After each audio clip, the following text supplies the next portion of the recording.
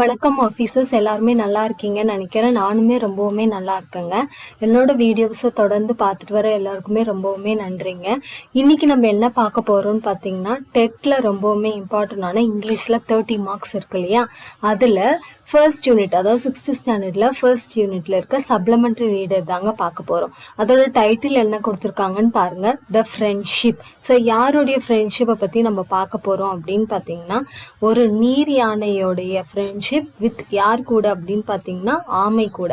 ஆமைக்கும் நீர் யானைக்கும் உள்ள ஃப்ரெண்ட்ஷிப்பை பற்றி தான் இந்த சப்ளிமெண்டரி ரீடரில் நம்மளுக்கு ஸ்டோரியாக கொடுத்துருப்பாங்க. இன்னும் கொஞ்சம் ஷார்ட் அண்ட் ஸ்வீட்டாக நம்ம பார்த்துடலாம், சரிங்களா? என்னைக்குன்னு பார்த்தீங்கன்னா, December 26, 2004 அன்னைக்கு ஆப்பிரிக்கன் கண்ட்ரியான கென்யாவில் என்ன நடக்குதுன்னா, குரூப் ஆஃப் எப்போபொட்டமஸ், அதாவது இப்போஸ்ன்னு சொல்கிறாங்க, அதாவது நீர் யானைகள் வந்து கூட்டமாக இருக்காங்க. அதாவது அந்த கடலில் வந்து அவங்க நீந்திட்டு இருக்காங்க. அந்த டைமில் என்ன நடக்குதுன்னு பார்த்தீங்கன்னா, ஒரு சுனாமி வந்து வருது. இந்த கென்யாவோட கடலில் வந்து ஒரு சுனாமி ஏற்படுது. அந்த சுனாமினால என்ன ஆகுதுன்னா, அங்கே இருக்க இப்போபொட்டமஸ் எல்லாருமே வந்து அந்த கடல் அலையினால அடிச்சு செல்லப்படுறாங்க அப்படின்னு சொல்லிட்டு சொல்கிறாங்க. அடுத்த நாள் என்ன நடக்குதுன்னா, the people came to the beach to look at the damage. So என்ன மாதிரியான பாதிப்புகள்லாம் இந்த சுனாமி ஏற்படுத்தியிருக்கு அப்படின்றத பார்க்கறதுக்காக அந்த மக்கள் எல்லாருமே கடலுக்கு வராங்க. அப்போ இங்க இருந்த இப்போபொட்டமஸ் எதையுமே, நீர் யானை எதையுமே அவங்களால பார்க்க முடியல. ஆனால் அவங்களால பார்க்க முடிஞ்ச ஒரே ஒரு விஷயம் என்னன்னா, பேபி ஹிப்போ, அதாவது அந்த இப்போபொட்டமஸோடைய குழந்தை, சின்ன நீர் யானை மட்டும் பாறையோட இடுக்குல வந்து அவங்களால பார்க்க முடிஞ்சது. Number of people came down the beach to rescue the baby. அந்த குட்டி நீர் யானையை காப்பாற்றுறதுக்காக நிறைய மக்கள் வந்து வந்தாங்க. ஆனால் அந்த நீர் யானையை காப்பாற்றுறது வந்து அவ்வளோ ஈஸியான விஷயம் கிடையாது. ஏன்னா அதோடைய வெயிட் எவ்வளோ இருக்குன்னா, 600 pounds ஆர் அபவுட் 270 kilograms சொல்கிறாங்க. அதாவது அந்த சின்ன நீர் யானையோடைய வெயிட்டே வந்து கிட்டத்தட்ட 600 பவுண்டுலேருந்து 270 கிலோகிராம் வரைக்கும் இருந்துச்சு அப்படின்னு சொல்லிட்டு சொல்கிறாங்க. அந்த இது வந்து யாராலையுமே வந்துட்டு தூக்க முடியல அந்த குழந்தை நீர் யானையை. அது மட்டும் இல்லாமல் அந்த குழந்தை நீர் யானை வந்து ரொம்பவுமே டயர்டாகவும் பயந்தும் அதே மாதிரி ரொம்ப பசியிலேயும் இருந்ததுன்னு சொல்கிறாங்க. அதனால பீப்புள் வந்துட்டு போய் எப்படியாவது வந்து அதை காப்பாற்றணும் அப்படின்னு நினச்சாங்க.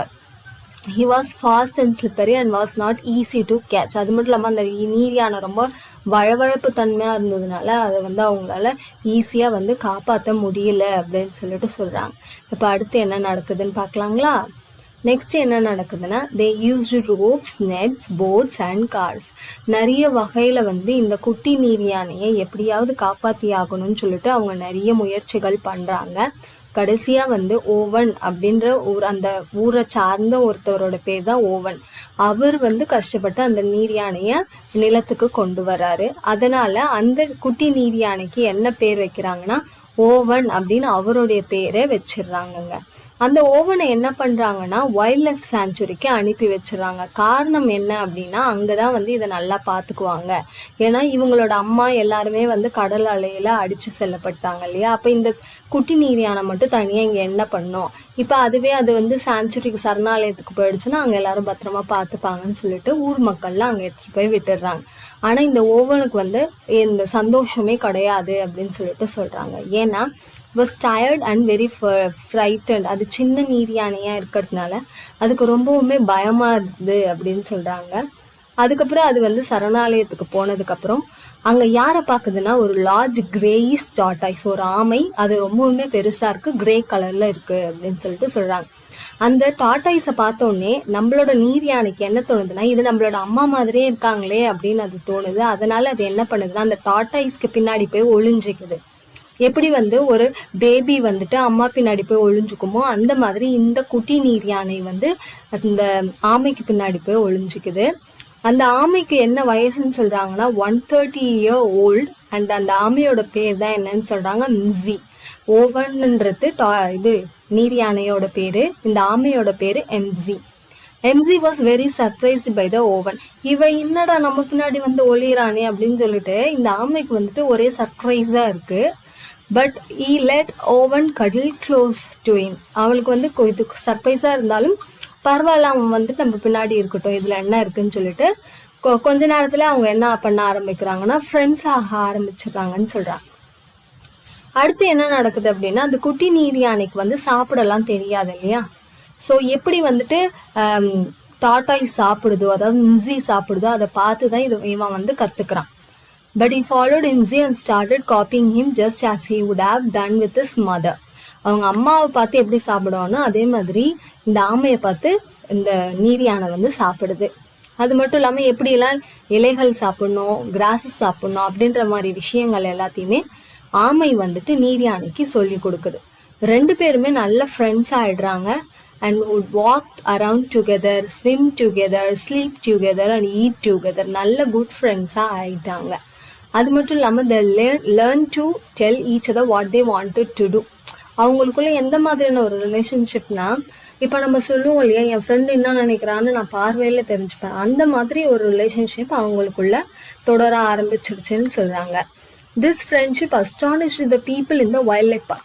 இப்போ நிறைய பேர் சரணாலயத்துக்கு வந்து விலங்குகளை பார்க்க வருவாங்க இல்லையா, அப்படி வரவங்க எல்லாருக்குமே வந்துட்டு இவங்களோட ஃப்ரெண்ட்ஷிப் வந்துட்டு ரொம்பவுமே சர்ப்ரைஸாக இருக்குது. என்னடா இது, ஒரு ஆமையும் நீர் யானையும் ஃப்ரெண்ட்ஷிப் வச்சுருக்காங்களே, இது என்ன புதுசாக இருக்கு அப்படின்ற மாதிரி யோசிக்கிறாங்க. ஏன்னா இது வந்து ஒரு மம்மல் அண்ட் ரெப்டைல் பாண்ட் அப்படின்னு சொல்லிட்டு சொல்கிறாங்க. ஆனால் உண்மையிலே இது நடந்தது அப்படின்னு சொல்கிறாங்க. Owen lost his mother and adopted a giant tortoise and learned to survive. ஓவனுக்கு வந்துட்டு அவங்க அம்மாலாம் இல்லைனாலும் இந்த டாட்டாய்ஸ் அவங்க அம்மா மாதிரி நினச்சி அவன் வாழறதுக்கு கற்றுக்கிட்டான். அது மட்டும் இல்லாமல் இது எல்லாமே வந்து இது வந்து ஒரு உண்மை ஸ்டோரி அப்படின்னு சொல்கிறாங்க. நியூஸ் சேனல்ஸ் எல்லாத்துலேயுமே வந்து இவங்களோட ஃப்ரெண்ட்ஷிப் பற்றிலாம் வந்துட்டு நிறைய பேசியிருக்காங்க. ஈவன் இப்போவுமே நீங்கள் யூடியூப்ஸ்லாம் சர்ச் பண்ணிங்கன்னா உங்களுக்கு வந்துட்டு இவங்களுடைய ஃப்ரெண்ட்ஷிப் பற்றின ஸ்டோரிஸ் வந்து கிடைக்கும் அப்படின்னு சொல்கிறாங்கங்க. இவ்வளோதாங்க ஸ்டோரி. ஒரு ஃப்ரெண்ட்ஷிப் எப்படி வந்து ஒரு நீர் யானைக்கும் ஒரு ஆமைக்கும் ஒரு ஃப்ரெண்ட்ஷிப் ஏற்படுது அப்படின்றது தான் ஸ்டோரி. இப்போ வந்து புக் பேக் கொஸ்டின்ஸ் பார்க்கலாங்களா? Choose the correct answer from the given option.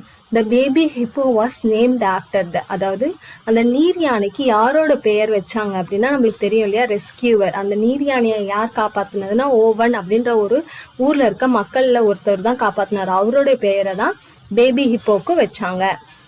Which sentence is correct ன்னு கேட்குறாங்க.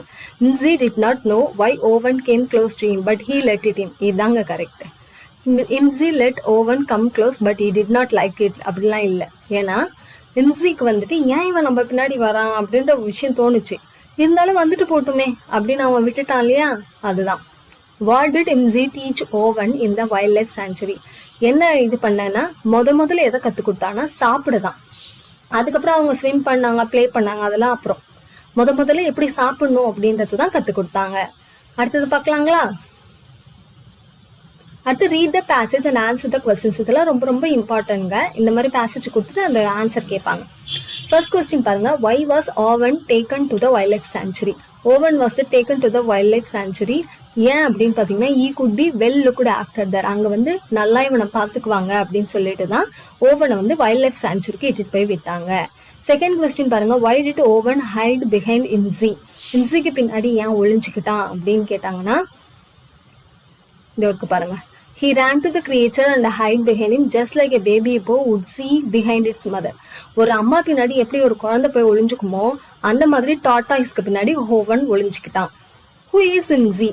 இம்சி அப்படின்றது 130-year-old giant tortoise. அப்படிதாங்க ஆன்சர். ஸோ இவ்வளோதான் இந்த இது. நெக்ஸ்ட் பார்க்கலாங்களா?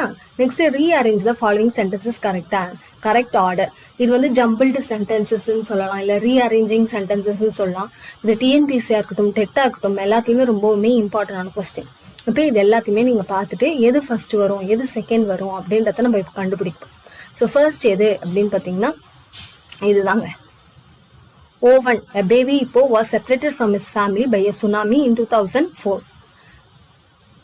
என்னாச்சு அடுத்தது? The villagers in Kenya struggled to rescue the hippo. அந்த சுனாமினால அந்த பேபி இப்போ தனிமை ஆயிடுச்சு இல்லையா, அதை காப்பாற்றுறதுக்காக அவங்க ரொம்பவுமே போராட்டம் செஞ்சாங்க. அப்போ யார் கடைசியாக காப்பாற்றுறது? The young man named Owen helped catch the hippo and it was named after him. Next அதை காப்பாற்றணுன்னு என்ன பண்ணாங்க? வைல்ட் லைஃப் சான்ச்சுரியில் இட்டுட்டு போய் விட்டுட்டாங்க. அடுத்து என்ன நடக்குது? அங்கே வந்து ஓவன் யாரை மீட் பண்ணுறாங்க? 130-year-old டாட்டாய்ஸான இம்சியை மீட் பண்ணுறாங்க. அடுத்து என்ன நடக்குது? ஓவனும் இம்சியும் நல்ல ஃப்ரெண்ட்ஸ் ஆகுறாங்க. இதுதாங்க 462153. ஸோ நீங்கள் லைன் பை லைன் படித்து எது ஃபர்ஸ்ட் வரும் அப்படின்றத நீங்கள் டிஸ்கஸ் பண்ணாலே உங்களுக்கு வந்து இது தெரிஞ்சிருங்க. ஓகேங்களா? சாரி, இருங்க ஒரு நிமிஷம், மேலே தூக்கிக்கிறேன். ஃபைன்.